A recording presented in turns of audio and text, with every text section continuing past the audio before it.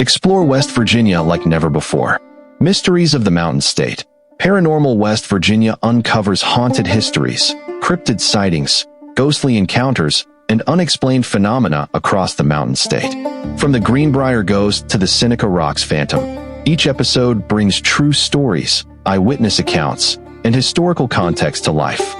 Whether you're fascinated by paranormal investigations, cryptids, UFOs, or haunted locations, this podcast delivers spine-chilling mysteries backed by research.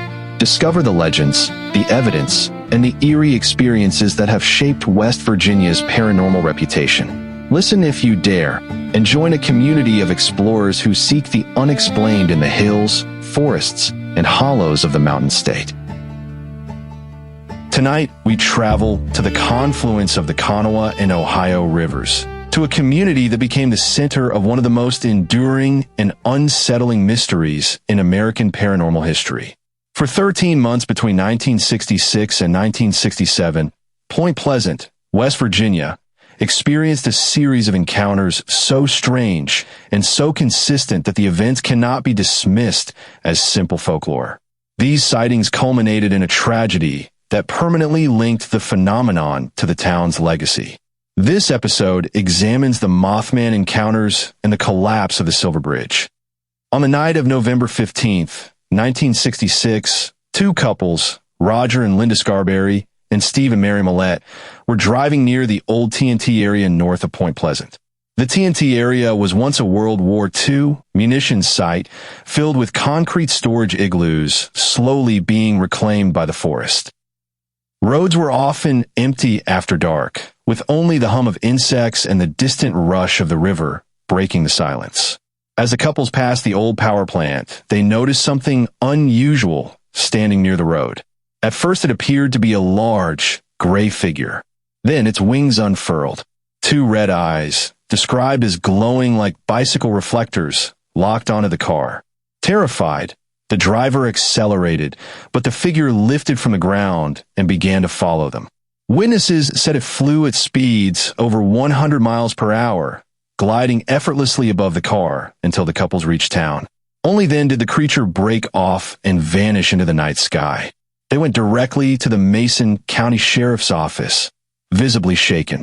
Sheriff George Johnson and Deputy Millard Halstead later confirmed that the couples were genuinely terrified and in no state to invent any story.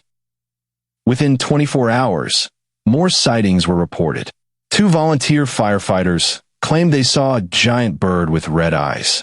A contractor working in the area described a large winged creature perched on a branch that took off when he approached.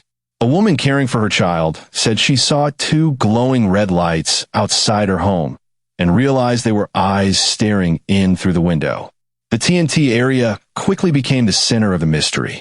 Locals reported hearing unnatural high-pitched sounds at night, like metallic squeals echoing through the trees. Others described seeing shadows pass silently over their cars. Throughout November and December, dozens of residents reported variations of the same figure. A tall, gray being with broad wings and luminous red eyes set into its chest rather than its head. The Point Pleasant Register ran a front-page headline on November 16th titled, "Couple See Man-Sized Bird Creature, Something." The national press soon picked up the story. Papers from Charleston and Huntington and even New York ran stories about a Mothman, a name borrowed from the Batman television series airing at the time. Residents armed themselves. Teenagers dared each other to enter the TNT area at night. Cars lined the back roads as people searched for the creature. Sightings continued throughout the winter. Several hunters claimed they found tracks too large to belong to a known animal. Police officers reported unexplained lights rising from the forest. Mothman was not the only phenomenon reported in that period. Many locals described strange phone calls, UFO sightings, and encounters with mysterious men who asked unusual questions about the sightings. The town found itself inside a cluster of high strangeness that seemed to build towards something. The Silver Bridge Tragedy.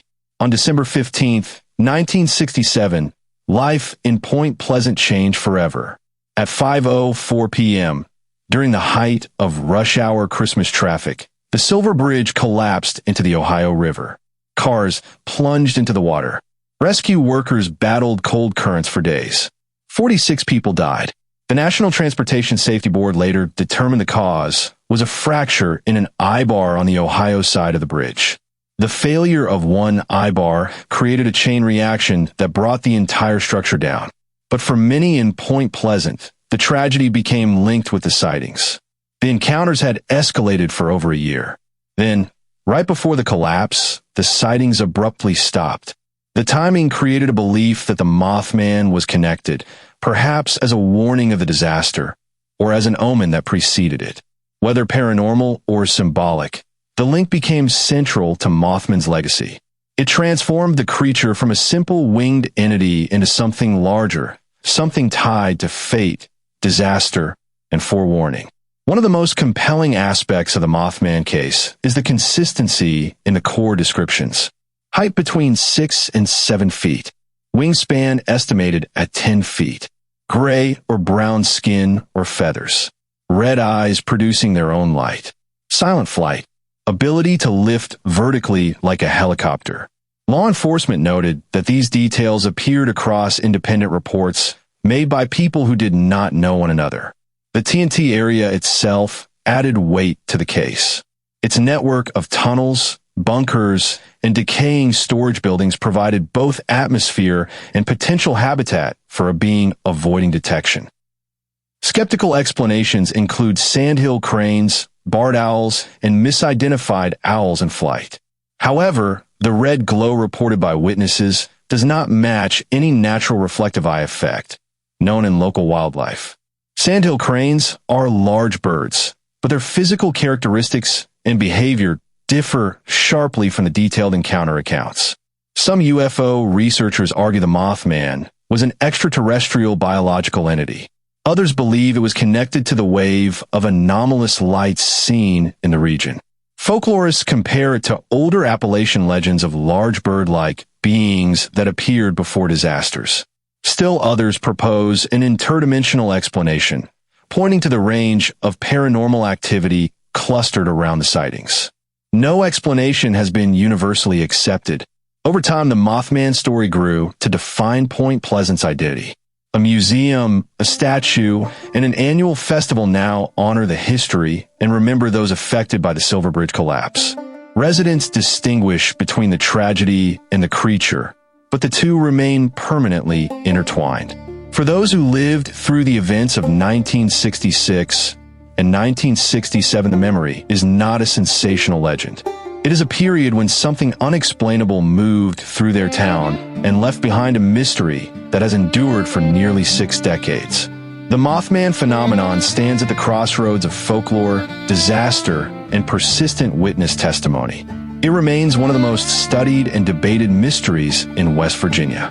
In our next episode, we shift from monsters and sightings to the only recorded instance in American legal history where a ghost testimony played a role in convicting a murderer.